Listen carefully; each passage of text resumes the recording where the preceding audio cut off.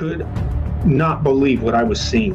It was burning and sizzling, and then chunks of it would just fall off and hit the floor. Their flesh burns. They burn, they burn, they burn, and the flesh falls. And your bones get nice and toasty and black and gray.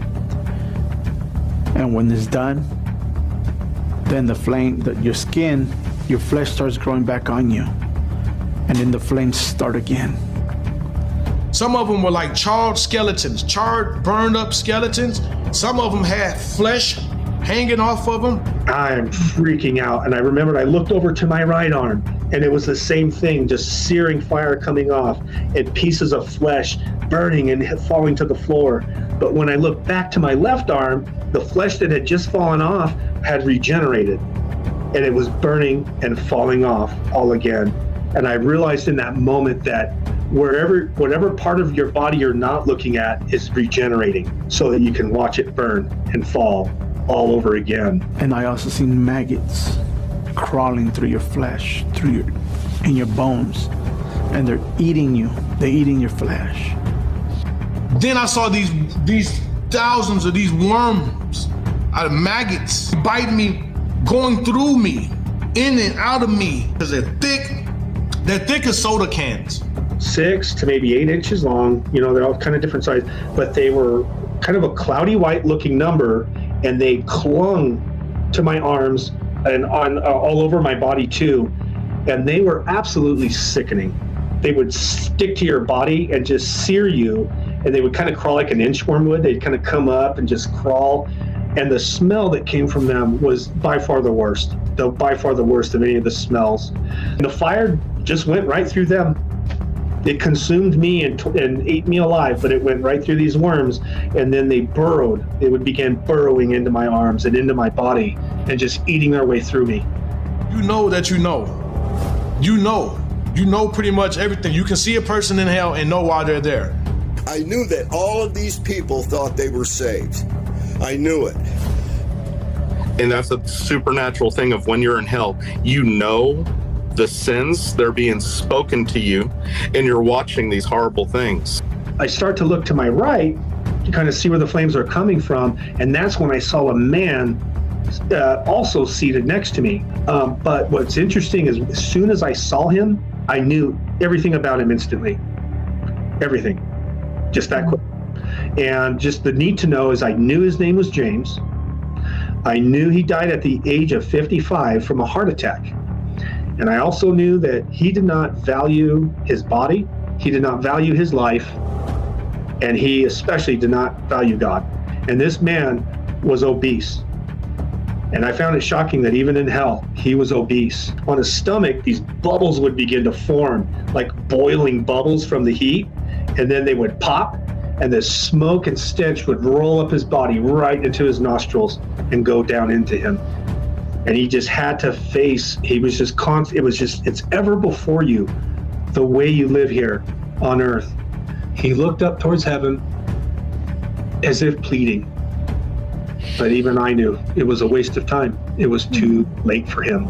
And his head went down, and he began bobbing his head and sobbing. But there are no tears in hell. But he just...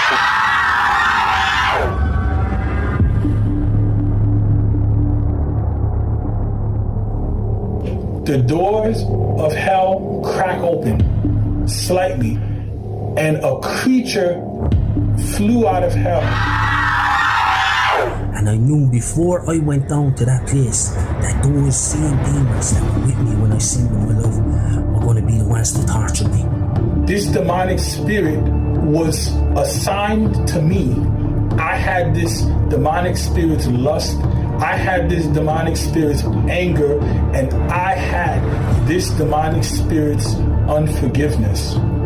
I heard it speak my name. This creature knew me. It knew me. I wasn't that bad a person. I may not have gone to church, but I was not. What did I do to deserve this? Some of them have face of like rats. Some look like bats. Part man, part wolf, part bear, and part pig. or hog. If you took all of those and mashed it into an entity. Look, some of them were just so deformed and ugly, hairy. It just didn't make sense. Its skin was just rotting and disgusting yellow, and its teeth were just razor sharp. They were all crooked and nasty, but razor sharp. And then its eyes were like a lizard, but they were blood red. Blood red. Some of them have yellow eyes, green eyes, red eyes. But some of them had red eyes, some of them had yellow eyes with the slits in them. And they were covered in black, almost like witches and warlocks cover themselves. And it had a black cloak on too. And I'm looking at these things, but they're not doing that. They're just looking at me with the most evil, just. And it was furiously looking at me as if it wanted to just tear into me. These eyes were evil, wicked. If a black hole in our universe could take on bipedal form, it was that powerful of an evil. The look of hatred that I saw in its glowing eyes, not just for me, but for all of mankind, will stay with me forever. The way they feel about you and me, I tell people, we need to stick together as mankind. That's how I know God is protecting us every day. Even if you was to feel their hate, the energy, it is so, you would die here on earth. You can feel the hate. It would be overwhelming for us. It would automatically explode your heart with such an... It was so terrifying. Everything else was terrifying, but now I'm experiencing terror on a whole new level. My spirit body could not handle this evil, and I became stiff as a board, which meant I stopped screaming. And that was very bad.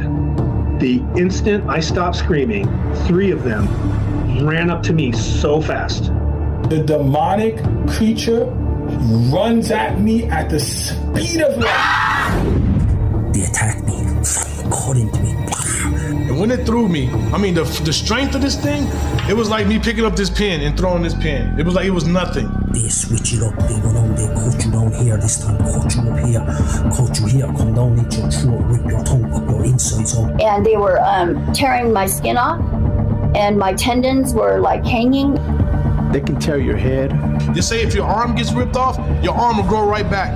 They will tear your pieces, and you're still alive. You can feel everything that's going on. They will mutilate you and use your body parts to beat on you with. Rejuvenate, and it happens over and over and over again. Every time they took me to the point of where I would die in the natural, in this world, I opened my eyes and my body was back perfect, and they done it again. And the fear from the last time they done it was with me the next time. And that's how the fear and terror multiplies in hell. Just when you think, okay, I'm maxed out of my anxiety, I'm maxed out of my, no. It keeps growing, and it doesn't stop. There's no limit to how fearful you become. That just when you think it can't get any worse, you realize you've only just begun. You've only just begun. What they was communicating back and forth, they were calling us stupid humans. Demons call us, we're stupid humans. Stupid humans. We're stupid humans. They were calling us stupid, and they were laughing. They laugh, they enjoy it. They're laughing. I can hear them clearly going, eee, just wicked. It didn't care if it was hitting nails or smashing my fingers, and it was just going back and forth, and its head was back like this, and it was cackling. Like this wild, insane cackling noise, just hitting like this. It felt like lightning bolts were going up and down my arms. And I have no idea. You're so desperate. You're so desperate.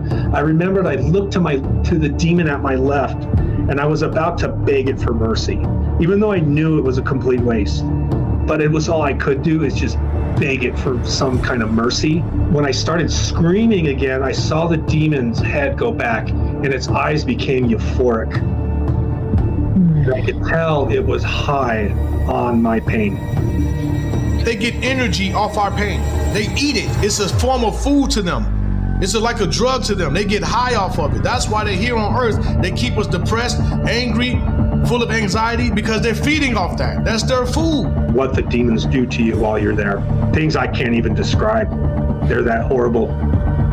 Things unimaginable they do to you. They were so indescribable what they were doing to people. They have all kind of like things with hooks on them with chains, and they would take people and they would put these hook things in people's mouths, and then they would rip their whole heads backwards. And you can still hear the person screaming. So a lot of people were getting their face ripped off, and their face would come back, and they were ripping over their mouth and pouring hot lava down their throats.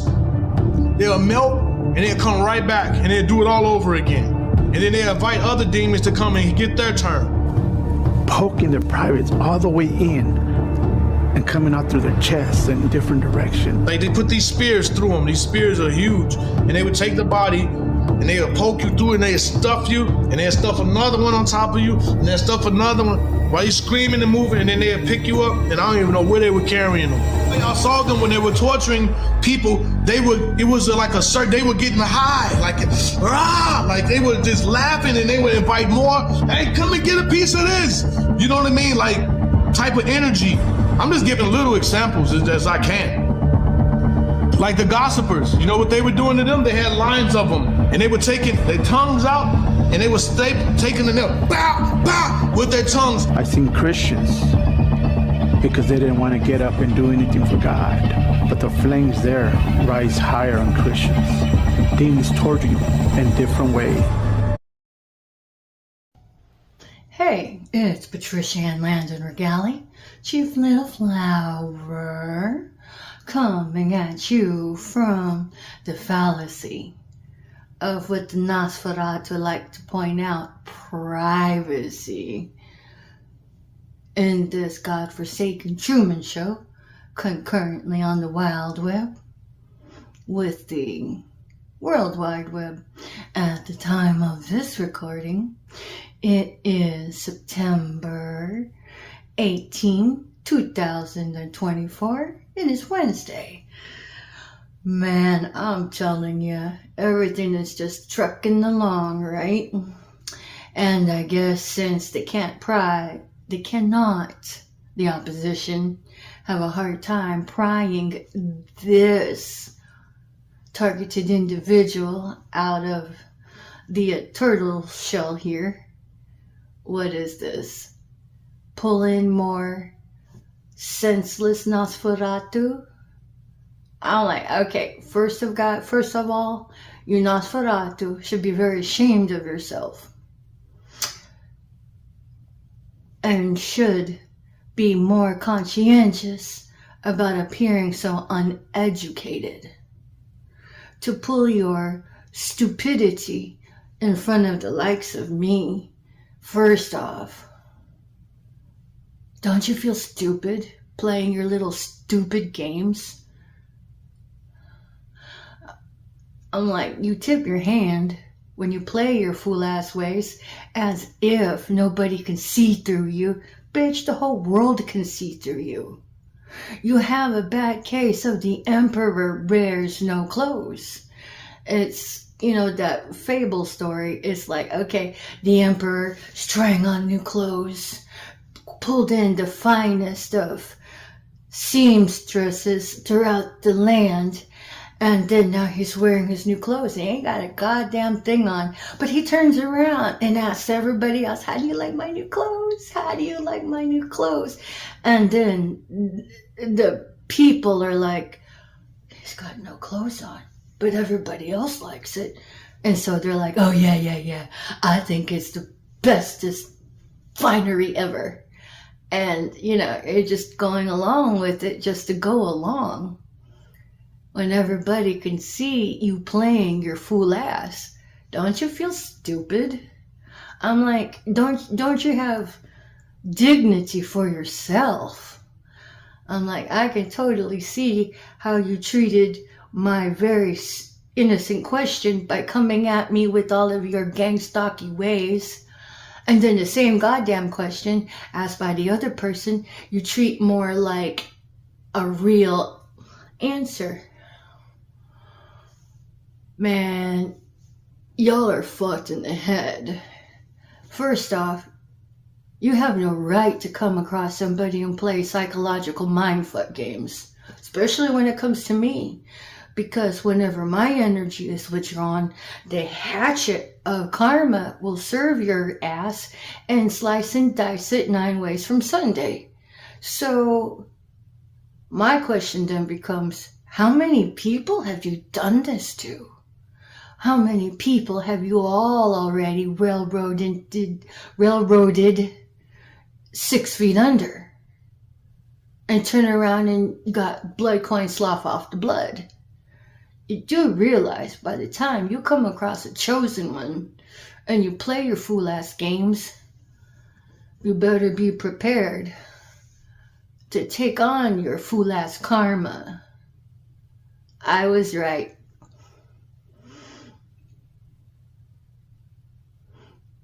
The in-house Nosferatu pulled in another goddamn psychotic Nosferatu buddy, and right off the bat tries to pull that stupidity with me. I'm like, okay, first of all, I was going to disengage to begin with just to be polite. But now I can disengage knowing that you're a goddamn psychotic maniac of the Hitler Reich and too stupid to even know your fucking history. As long as, you keep getting your goddamn Nabisco treat from your fucking Auschwitz handler, pedophile, murderous coach to tell you what to do. Can you even act normal without being a goddamn gang stalker? Nosferatu. Yeah, guys. Pulled in another goddamn gang stalker, which I am fine with. But don't think you're going to try to run your game on me. So whatever. Y'all need Jesus. You can't even see the own train wreck you are running your own life into. Because, God forbid, that your body dies. You're going straight to hell, honey. You might want to fix that. I'm telling you guys, for all the collaborative components of the universe working on my behalf, thank you. But where have you been? Dodge and weave this bullshit. You know who the Nosferatu are. You know who their handlers are. Why are they still at it? So at any rate, I just do what I always do. Isolate. Document. And pray for them. And, if they don't want to save themselves, that's their own goddamn head on the chopping block. But hell is a real long time for eternity when all you have to do is tell the truth, to flip the script, and help take down the gang stalking and be that kind of superhero. Because the prodigal son, the prodigal daughter, the prodigal family is what this spiritual battle is all about. The rest of us, we're fine. Our salvation is intact. But if you pretend to know Jesus and don't have a relationship with him, and you're running the goddamn gang stalking, murderous Nosferatu ways, you're nothing more than Nosferatu, my honey. You might want to fix that egg all over your face.